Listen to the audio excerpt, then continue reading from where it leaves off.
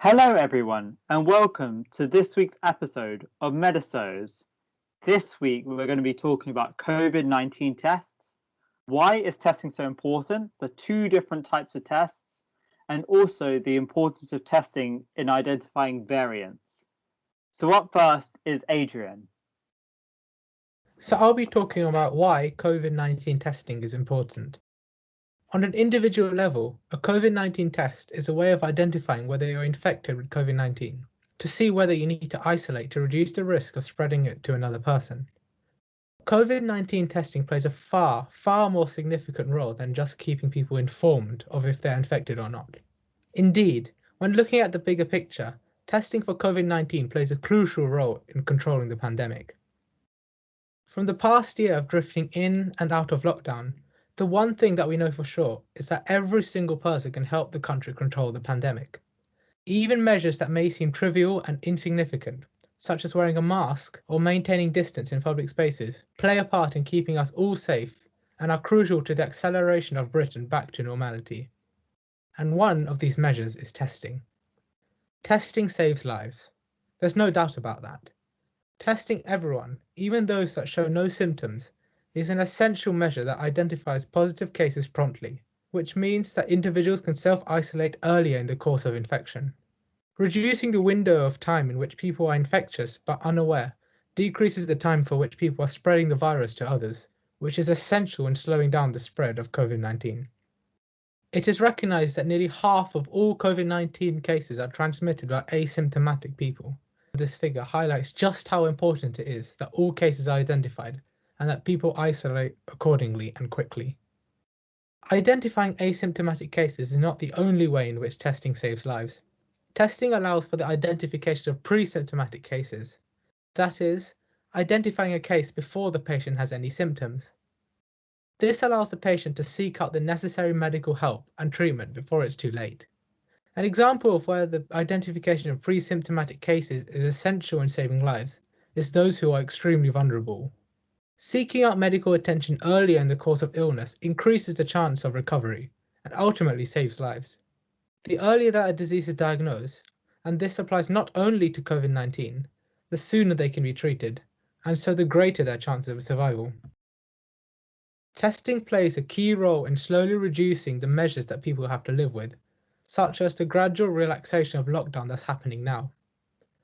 Testing keeps the government and other national medical authorities aware of precisely how many people in the country have COVID-19, and to see whether the rate of spread is increasing again or not.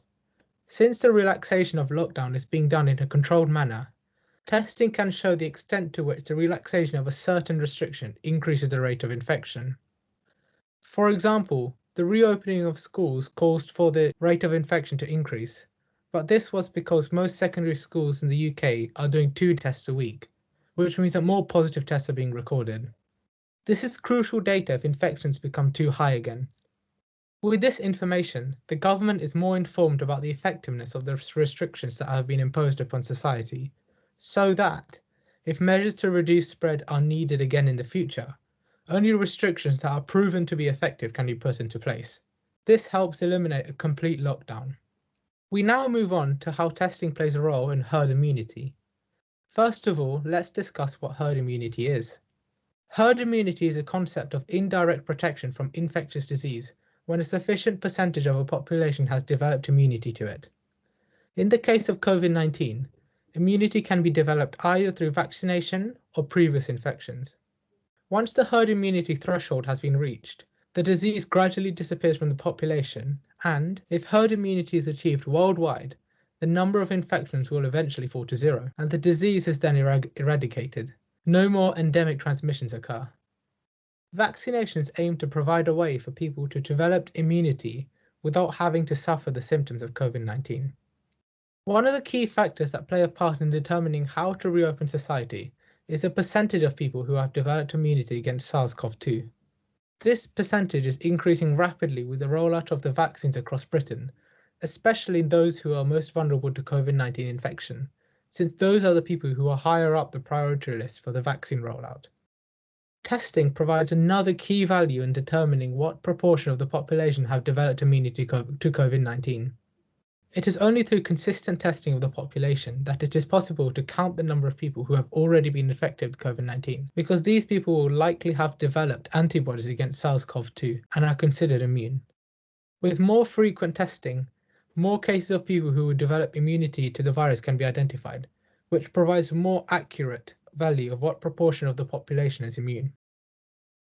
Linking to developing immunity, another type of testing is antibody testing. This is not a test to see if a person is currently infected by SARS-CoV-2, but rather to see whether a person has the antibodies against the virus. This is important as testing has not been made as available as it is today. In the spring of 2020, for example, testing was only available to a few of those with symptoms, which defeats the whole point of testing. This means that lots of positive cases are likely to have gone uncounted, and this means that there is probably a greater proportion of the population that has developed immunity against COVID-19. Antibody tests are a way of detecting which people have the necessary antibodies to be immune to COVID-19. It is unsafe to assume that all those who have had COVID-19 in the past will be immune, and some people will have had COVID-19 without knowing it. Antibody tests, though arguably nowhere near as important as testing for a case, are a way of establishing what proportion of the population has immunity to the SARS-CoV-2 infection. There's another element of testing, of both types, that's incredibly important. Reporting the test result to the NHS is the only way that the government can keep track of numbers and the outcomes of tests, whether that be a home test or a test at a specific centre. The greater the sample size, i.e. the greater the number of people completing and reporting their test results, the greater the accuracy of the government's viewpoint of the status on the country's infection and whether we are improving or worsening. This means that it is extremely important that you report your test result to the NHS as soon as you complete it. Now I'll hand over to Surya, who will be talking about PCR tests. So I'm going to be talking about how RT-PCR is being used to test for COVID-19, which requires a nasopharyngeal or oropharyngeal swab. RT-PCR is the abbreviation for reverse transcriptase polymerase chain reaction, and this test aims to diagnose a person with COVID-19 based on the detection of viral RNA from the SARS-CoV-2 virus. PCR works by amplifying and detecting sequences of DNA in a sample. So PCR can only be used to amplify DNA and not RNA. So we need to convert the RNA in the SARS-CoV-2 virus into DNA so that PCR can be carried out. For this, we use an enzyme called reverse transcriptase, which converts the RNA into cDNA or complementary DNA. This cDNA is complementary to the RNA sequence of the COVID-19 virus. Once the reverse transcriptase has converted all the RNA in a sample into DNA strands, the PCR test needs to be able to find the specific cDNA that is complementary to the COVID-19 viral RNA. This is because the sample may now contain cDNA for other viruses in the sample. For example, a rhinovirus that may cause the common cold. PCR involves amplifying the DNA in the sample and detecting the cDNA complementary to the RNA of the SARS-CoV-2 virus, which will result in a positive result for COVID-19 if the specific cDNA is detected. Now let us look into the 3 stages involved in PCR. The first step is known as denaturation. In this stage, the DNA strands of each DNA double helix is broken down into single-stranded DNA. In the next stage, known as annealing, short sequences of nucleotides that are complementary to a unique sequence of bases in the cDNA, which is complementary to the RNA of the SARS-CoV-2 virus. These sequences of nucleotides are known as primers, and they attach to each of the single-stranded DNA. The primers are very specific to COVID-19 viral cDNA, and so won't bind to any other cDNA found in the sample. The final stage is known as elongation. In this stage, nucleotides are added to the primers that have attached to the COVID-19 viral cDNA. The sequence of the additional nucleotides is controlled by viral cDNA, which acts as a template strand. Now the COVID-19 viral cDNA has doubled in number. Each cycle of these 3 steps of PCR causes the quantity of viral cDNA to double. Usually during a real-time PCR test, each time a new viral cDNA strand is created, a probe releases a fluorescent signal. If a certain level of fluorescent signal is detected, known as the threshold, the signal's cause can reliably be stated as being due to the viral cDNA. The number of cycles required to reach the threshold value is known as the cycle threshold, or CT value. If the CT value is lower, this means that fewer cycles of the PCR process is required to reach the fluorescent signal required. This means that there would have been lots of viral RNA in a sample, indicating a larger viral load. The CT value can be used to monitor viral load in patients. If less than 40 cycles are needed to pass the fluorescent threshold, i.e. a CT value of less than 40, when amplifying cDNA from the SARS-CoV-2 virus, the RT-PCR test for COVID-19 will be positive, and so naturally a CT value of 40 or more will mean a negative COVID-19 result.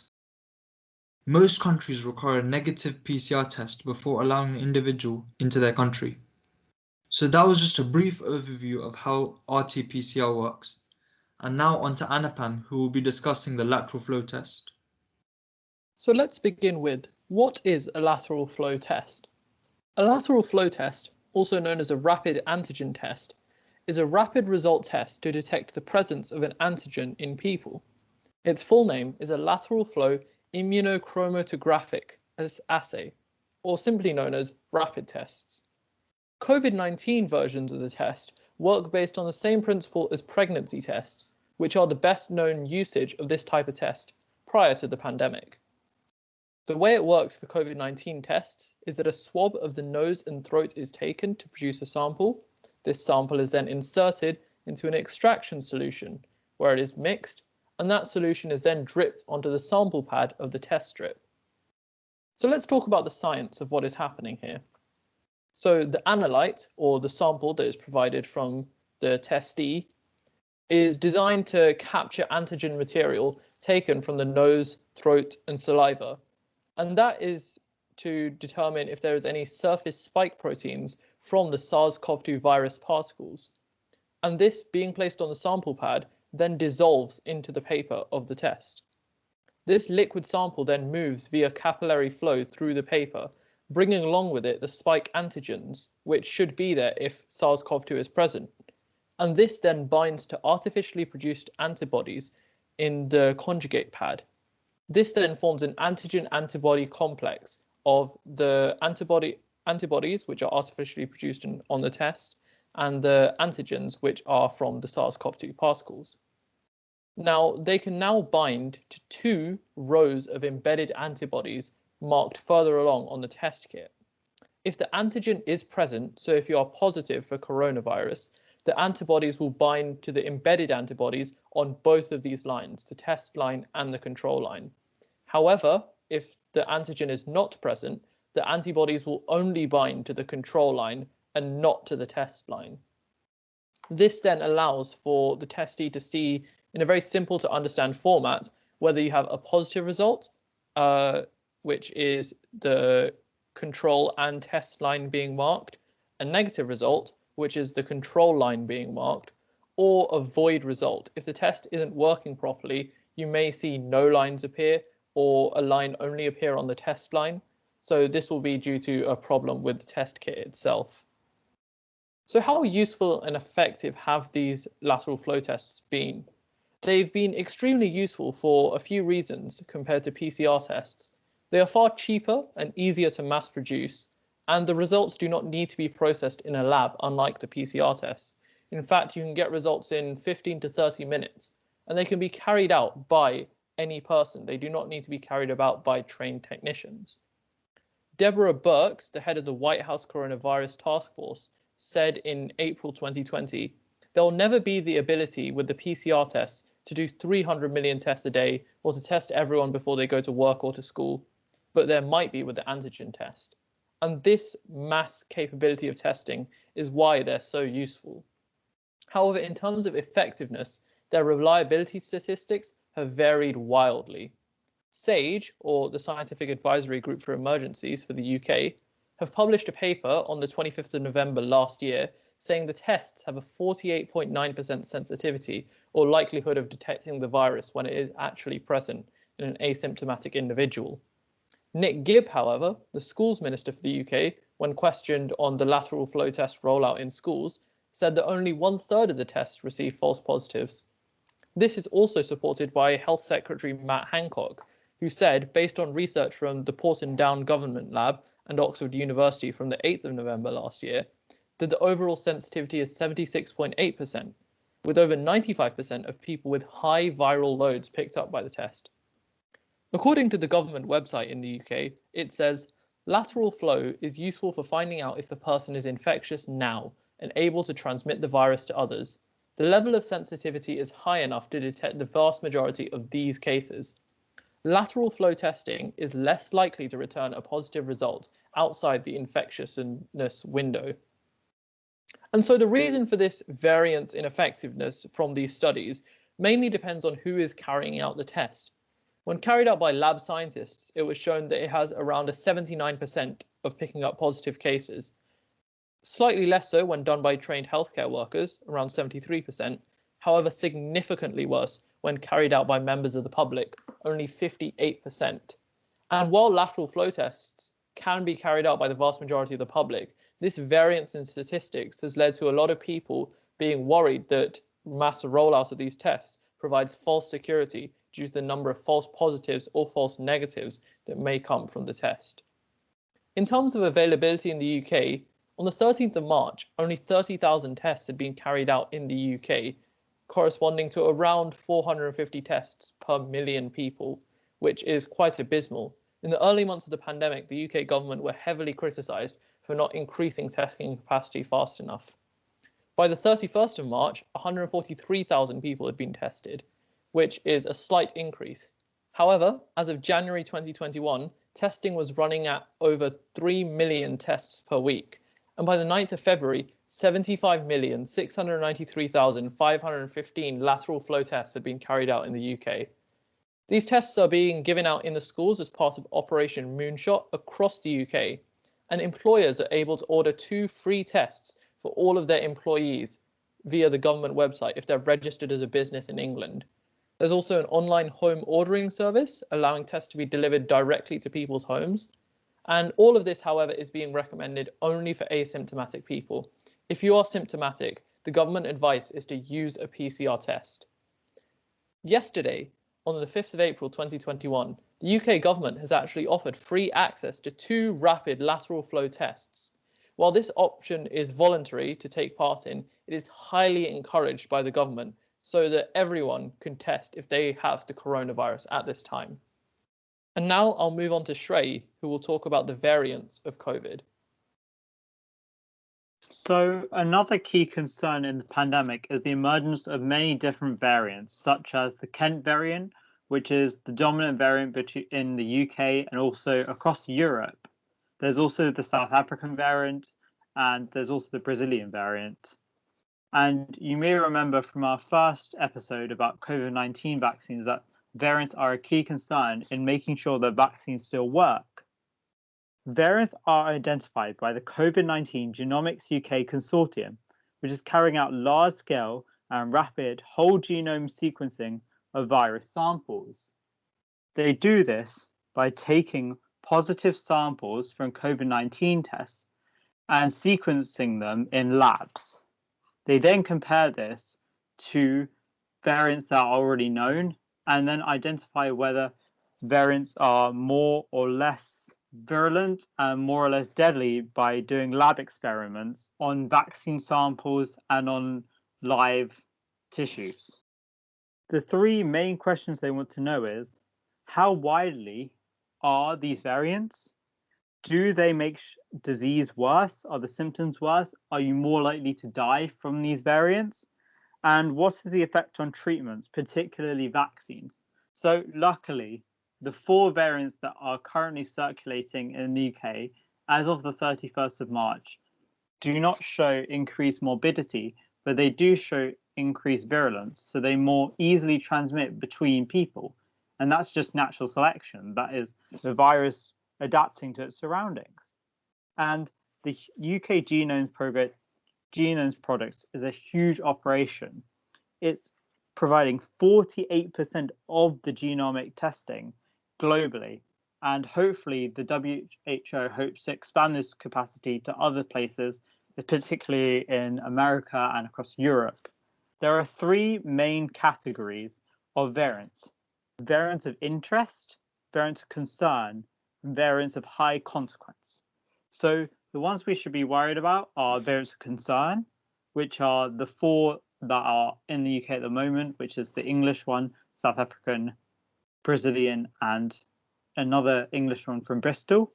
And luckily, we haven't got any of vaccine of high consequence, and they would be ones that would threaten the NHS in terms of their virulence or their morbidity. Variants are going to have to be checked throughout this pandemic, and also we need to identify which variants are dominant within the population to make sure that if in the autumn we do need booster vaccines for those in vulnerable groups, that we know which ones are virulent, which ones are the most common within the population, so that we know that we can make the most effective vaccine that's most likely to protect people. And this already happens with flu.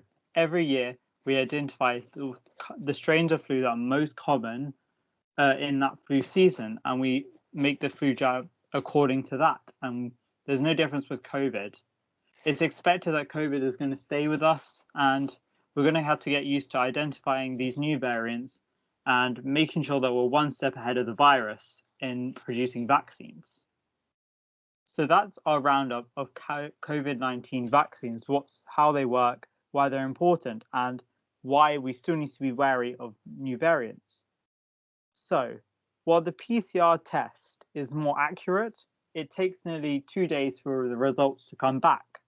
Well, with a lateral flow test, that can happen within half an hour. What do you think is the best solution for testing? I think the most practical solution is a reliable test that comes back quickly, and PCR tests are more reliable and give less false results than lateral flow tests, but they do take much longer to get a result. So I think we need to find a balance between the two types of testing when we implement it, because, for example, school testing twice a week, it wouldn't be practical to do PCR tests twice a week. So in that case, lateral flow tests are the best. But for example, if you're going on holidays to different countries, there's really no rush and you can plan in advance. So then in that case, PCR tests are the best. We talked about antibody testing as well. Do you think that will become more prevalent as we go through this pandemic and start to come out, to see who has immunity, who doesn't, and to target shielding better than just saying all over 80 stay at home? We can say all those who don't have antibodies can stay at home instead.